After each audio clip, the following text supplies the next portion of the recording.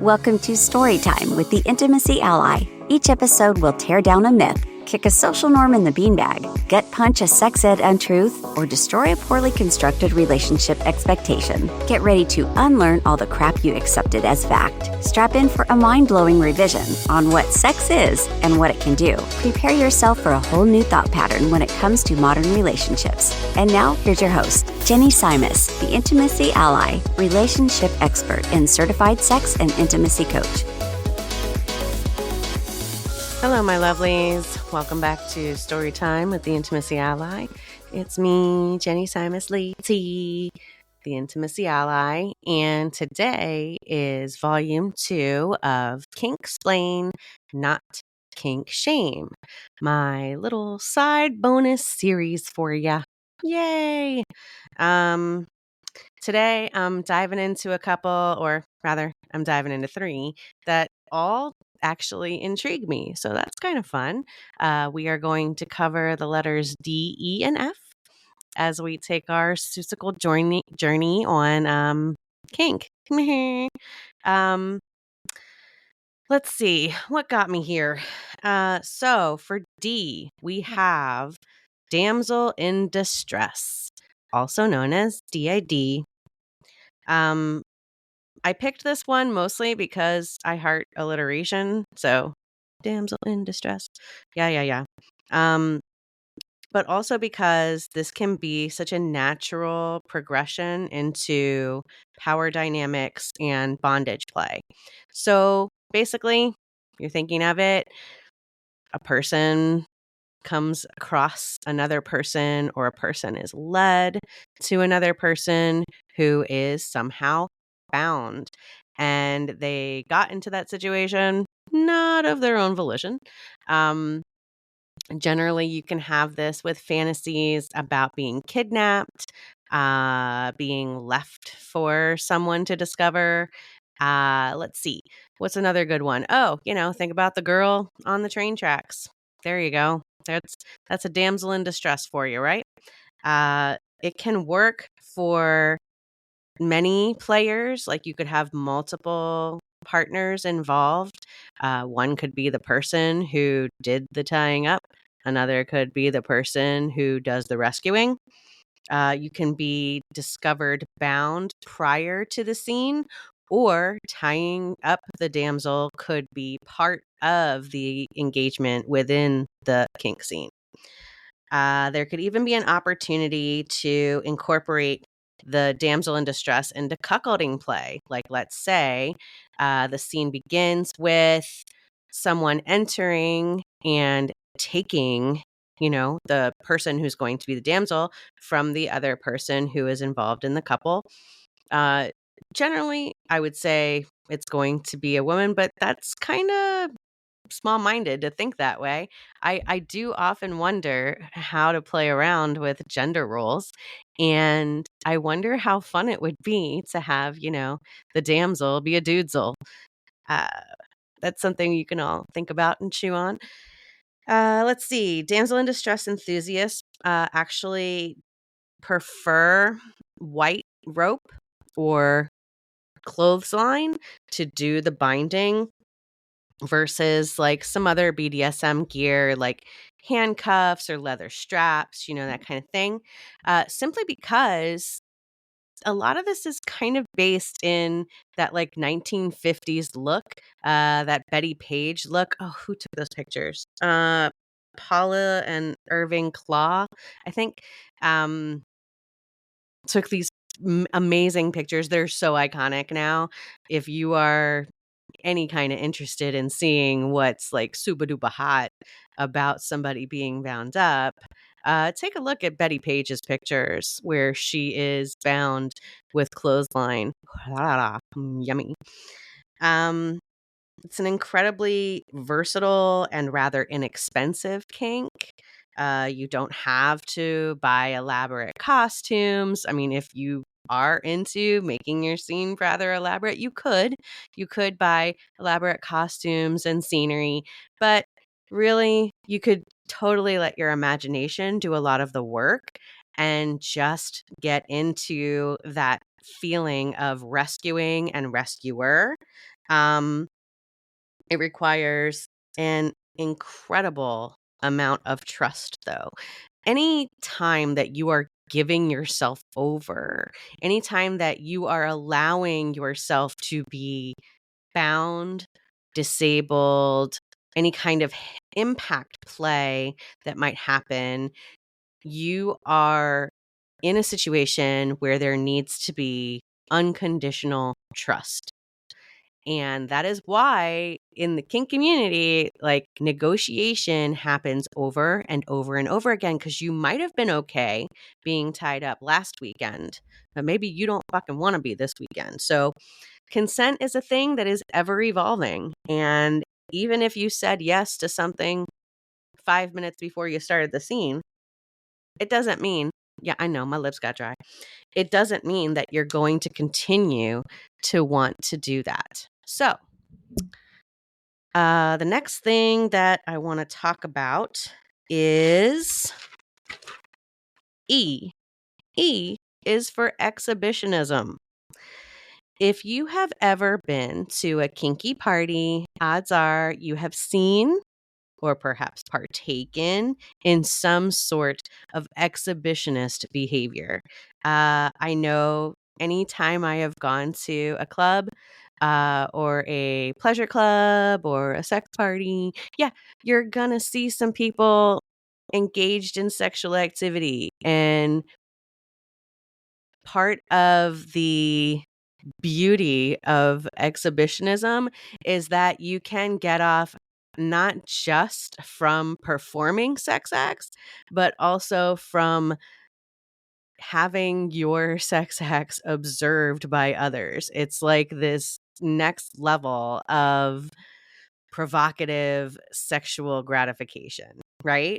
It all comes down to like fantasizing that you want people to experience desire by viewing you through a sexualized lens. Now, it doesn't have to be engaging in sexual activity in front of others. It can be as simple as, sharing a nude photograph of yourself, or, a suggestive even pic of yourself. Another way could be sharing videos of you and your partner or partners. It could be sharing videos and pics of you pleasuring yourself, right? Uh, Recording a striptease. There's lots of ways that you can get into this. Being nude or performing any sexual act alone in front of others or with a partner in front of others. Like, this is exhibitionism. There's so many different varieties of examples of how you could use this to pump up your sex life, right? Now, uh, let's get this really, really straight right now. I am not encouraging you to go flash people. I am not encouraging you to go have sex on your front lawn in front of your neighbors and their kids. No. Don't get it twisted. Don't tell people that the Intimacy Ally sent you down this salacious road. I am talking about exhibitionism that is consented by both the performers and the observers. Okay. So don't go around trying to make other people cringe with your behavior.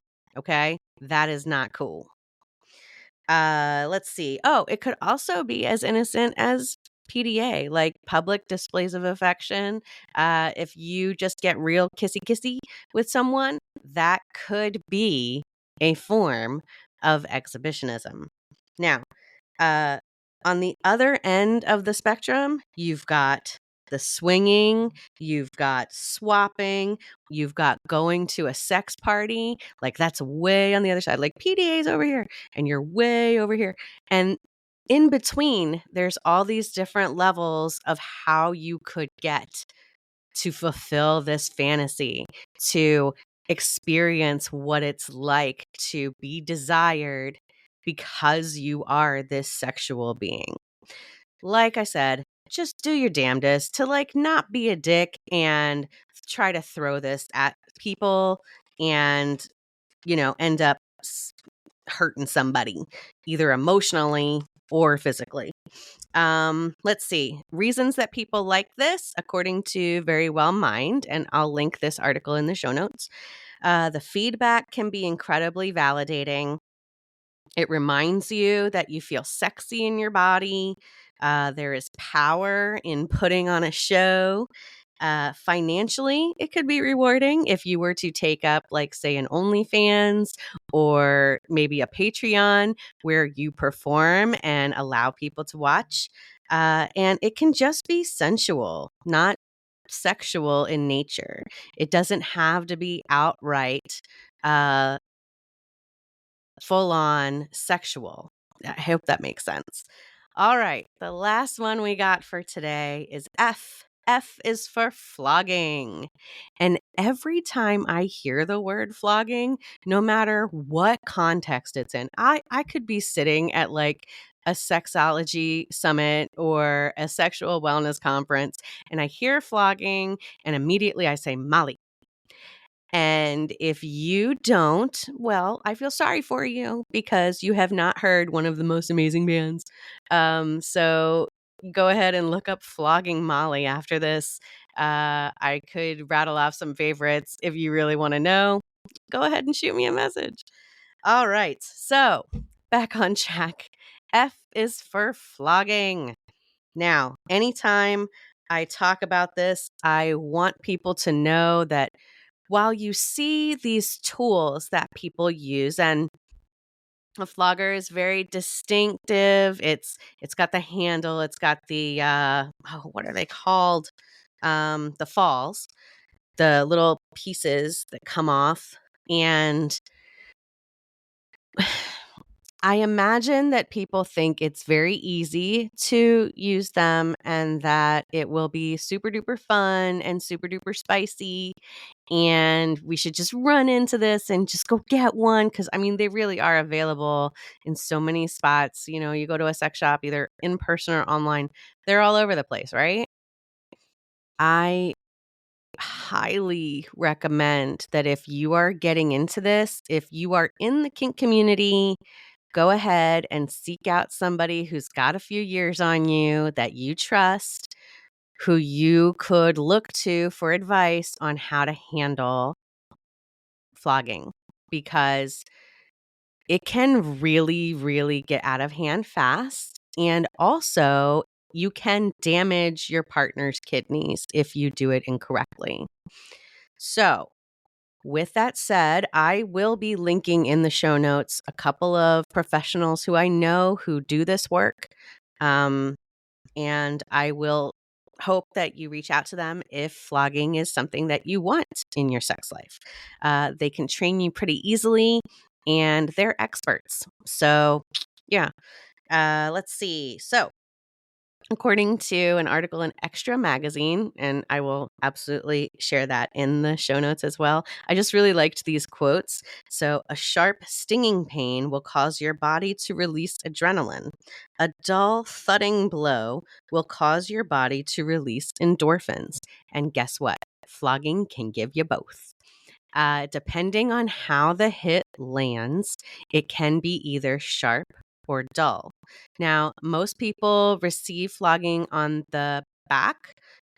You can do it on different parts of the body, breast, thigh, stomach. But really, when it comes to impact play, I cannot strongly recommend this enough. And I know I'm beating a dead horse here. I really, really do suggest that you take a class, even if it's just going to one that's just replayed online. MX Sizzle, I guess that's Mix Sizzle, does racks on racks. And I know that my friend Julia is also a person who you could get this training from. I can't recommend it highly enough. Let's go ahead and talk a little bit more about the kink itself before I got to rush out of here because, these are fast. It's a form of impact play. Like I said, most sex shops and in person online shops sell floggers. They're one of the most recognizable BDSM tools there are. The handle should be about the same weight as the falls, and you want to work on your technique to make sure that the falls are kind of connecting at the same time. Let's see, a little history about flogging. Used since the 14th century as a BDSM practice that we know of. In 1725, New Canting Dictionary, men who wanted to make these fantasies realities were called cullies. And they often experienced erectile dysfunction and thought that flogging was a way to cure it. In the 19th century, we saw the introduction of pro doms who were starting to use it as like impact play and discipline. And really, I mean, it's just a really great way to experience some pain with your pleasure. And that's about all I got to say about it. So I hoped you enjoyed this episode where we had our volume 2 of Kinksplain, Not Kink Shame. And thank you so much for joining me for Story Time with the Intimacy Ally, where we say fuck no to the status quo. Bye, my lovelies.